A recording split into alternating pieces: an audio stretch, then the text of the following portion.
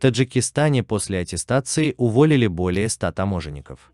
Еще 36 понижены в должности. Глава таможенной службы Таджикистана Хуршед Каримзода. В результате аттестации более 100 сотрудников таможенной службы были уволены с работы, сообщил начальник таможенной службы Хуршед Каримзода на пресс-конференции 30 июля. В результате проведенной аттестации 118 сотрудников были уволены, еще 36 были назначены на более низкие должности. Среди уволенных сотрудников были простые офицеры и начальники таможенных постов. В составе аттестационной комиссии были представители аппарата президента Таджикистана. И у нас нет возражений насчет аттестации, отметил Каримзода. Глава ведомства также отметил, что претенденты на работу в таможенную службу будут набираться по конкурсу, который проходит в 3 тура. На последнем конкурсе мы объявили 69 вакансий. 105 человек подали заявки, большинство из них были отклонены, поскольку уровень знаний соискателей был низким, и они не прошли конкурс.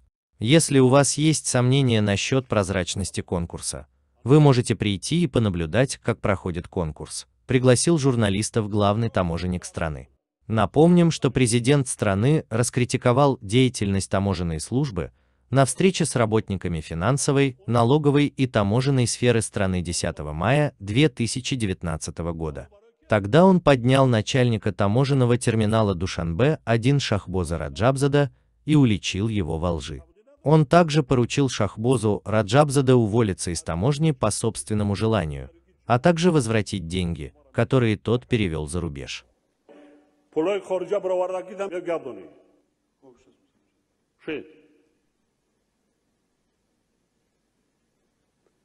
اکثریت را برای من گذرگاه ها، اکثریت را برای ترمینال ها، اکثریت را برای ریاست های گمرک انمی احوال است.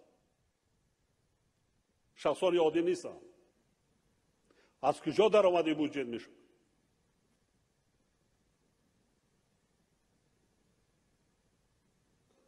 کجا را نگاه میکنید شما؟ صدها میلیون میلیارد رفته ای صادر است.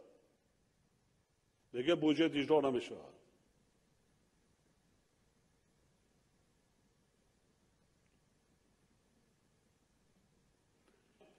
آموزگار 10-12 ساعت روزی دراز وای میکنه 700 تومان میگیره.